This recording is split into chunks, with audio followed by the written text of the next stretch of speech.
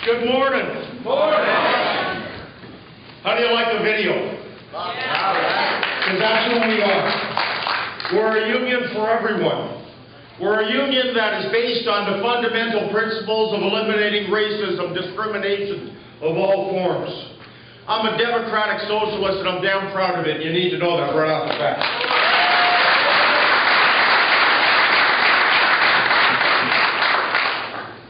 My clock number is 28091. I'm a shop floor worker. I'm a sheet metal worker in an aerospace plant. And I am very proud of the fact that we're working class, my friend.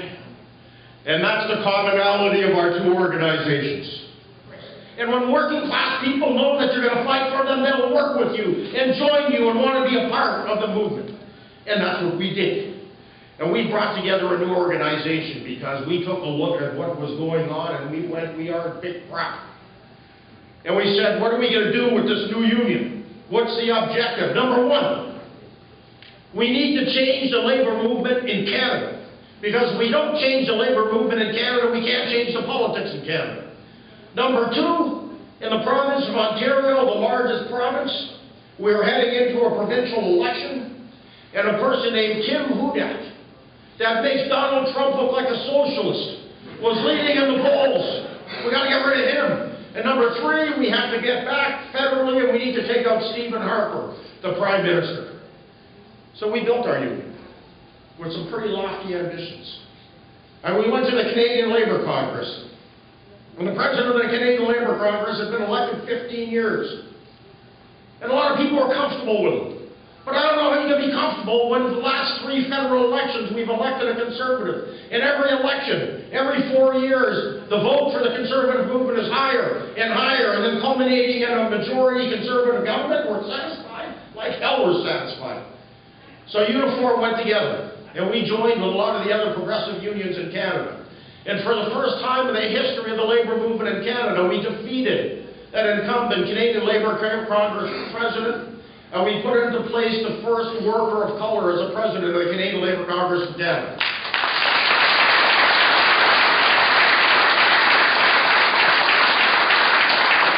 You need to know that didn't buy us a lot of love. Well, a lot of the unions in Canada, but you know what? So what? It's about building a working class movement. And then we went into the provincial election. And the laws are a little different in Canada. Unions can play an economic role right up until the writ is dropped, until the election is formally called. And we went out there, and we mobilized, and we met with our members, and we demonstrated. And we mobilized the retirees. We've got retirees chapters that are second to none. And we had TV ads, and radio ads, and newspaper ads, and we challenged and followed Hudak, and followed him, and questioned him, and debated. And at the end of the day, Tim Hudak went down to stunning defeat, and I'll never remember being so proud as I watched the election results roll in the province of Ontario and watch him announce his resignation from politics that night. Because we knew that the right to work for less movement in Canada just died. Because Tim Hudak was running on the elimination of the RAND formula. And he was running on the platform to introduce right-to-work legislation in the province of Ontario. Because we knew if we beat Hudak and defeated Hudak, that the right wing would have to take a look at it, and that ideology would slowly start to disappear in Canada. And it is. Taking out Hudak was a major victory for us. You see, we believe that we can accomplish anything we want. We do from the bottom of our hearts. We can have a say in the agenda of the politics of our nations. And that's not by blindly tying our can to any political party.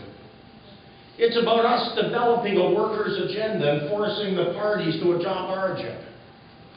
And we're going from province to province to province in British Columbia. We played a major role, and Joey Warnock, my wonderful sister, is in the room, who led the campaign in British Columbia to defeat Christy Clark government. Christy Clark's government messed with our union pretty early in the game.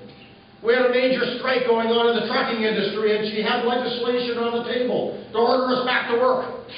And we flew into BC. We went right to the legislature as we were walking in because we were going to have a press conference to announce to Christy Clark and her government, you could pass the legislation ordering us back to work, but I'm here in the legislature to tell you that we're going to refuse the legislation and we're going to defy it. So we went to the legislature, and just prior to the press conference, the bureaucrats came up and said, Jerry, the Premier would like to meet with you. I said, okay. Then they said the Premier and the Minister of Labour will meet with you, but only if you cancel the press conference. Knowing a little bit about bargaining myself, I said, not a damn chance. I said, but here's what I will do. We'll postpone the press conference, we'll have the media stay here, and if talks are going well, then I'll hold off the press conference. It looks like we're heading towards a deal, then we'll hold things off. But the quid pro quo, of course, is that the legislation you've got in the House right now doesn't proceed. And if this thing falls apart, you can proceed. I'm going to defy, I'm going to have my press conference, I'm going to tell the entire country that you can shove your right to work, return to work legislation where the sun doesn't shine. But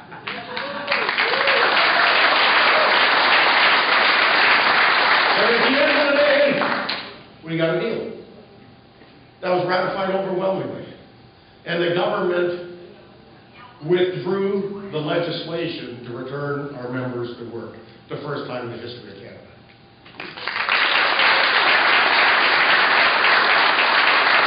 And as of 3 weeks ago, we just swore in the new Democratic Party in British Columbia and took out Christy Clark and her Conservative government. So why am I talking about these things? Because in the province of Ontario, the newly elected New Democratic Party in British Columbia, we took out the Conservative government in Alberta, the most right-wing province in Canada, a party that has had, a Conservative party that has had majority governments since 1972. 2 years ago, we elected a new Democratic government. Why is it so important? Because today in Canada, there's legislation in Ontario to raise the minimum wage to $15 an hour.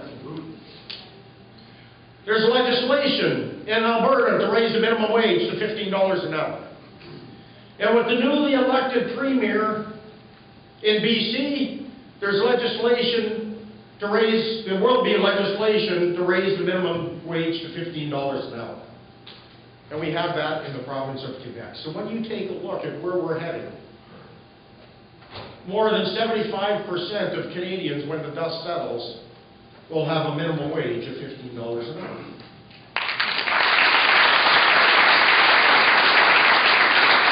A little story, and here's why things get a little messed up politically. I was talking to one of the neighbors, and she said, you know, I know those workers demonstrating for $15 an hour. I said, yeah, look at it. And she goes, I think it's ridiculous. I went, well, why? She goes, well, I work in an accountant's office. I do the books. And I make $17 an hour. I said, you know, Marie, the problem isn't that these workers are fighting for $15 an hour that work for corporations that can pay double that.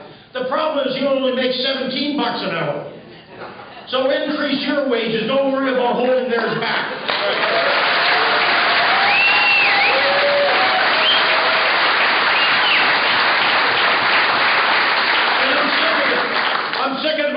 About our pensions and our wages and all of that stuff, because the issue isn't that we make $15, $18, $20, $25 an hour, or that we have a pension. That's not what the problem is. The problem is that others should have it as well. And that's what the debate has to be, and that's why we need to get into our communities. Because people need to understand, the working class people need to understand that it's not a hope, it's not a vision, it's a reality if you join a union. And that's why I'm here, my friend. And that's why we're here, sisters and brothers.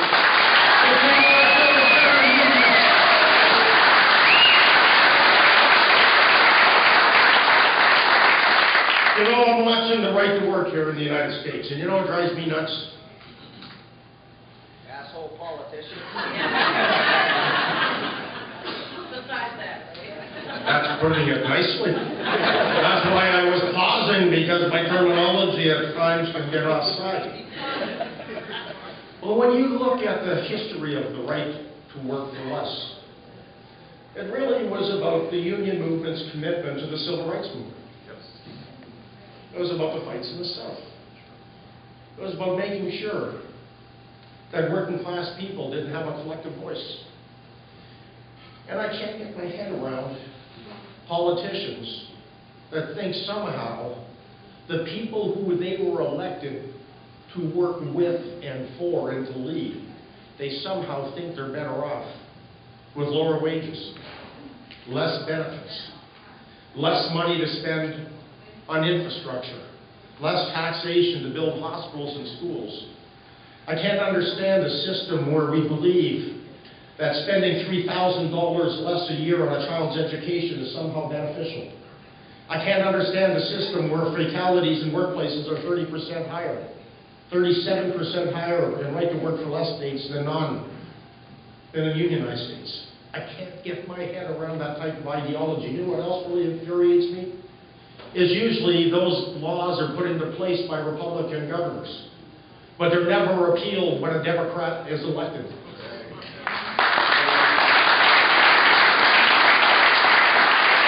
So my guess is that the labor movement in the United States met with the governor and said, okay, in order to win our support, here's what you are going to do when elected. I think a coordinated, organized, strong labor movement in the United States can win all of that. And we're here to work with your union, to work with the labor movement in the United States, because we believe that this isn't a vision. We believe that this is an obligation. So sisters and brothers, we're stronger together. I'm watching what's happening across the world. I'm watching what's happening in the United States. I'm watching what's happening in Canada. I'm watching the attacks on our communities. I'm watching the elevated voice of racism, white supremacists. I'm watching how you have a president that is encouraging hatred. And I'm watching the fights that are unfolding in the United States. But I'm also watching those that are fighting to stand up for what's right. And we're not immune from it in Canada. 6 Muslim men were murdered in Quebec City in a mosque a few short months ago because they were Muslim men. Fathers, partners. They spray-painted signs on outhouses in Jasper Park. They wrote, "Mosque."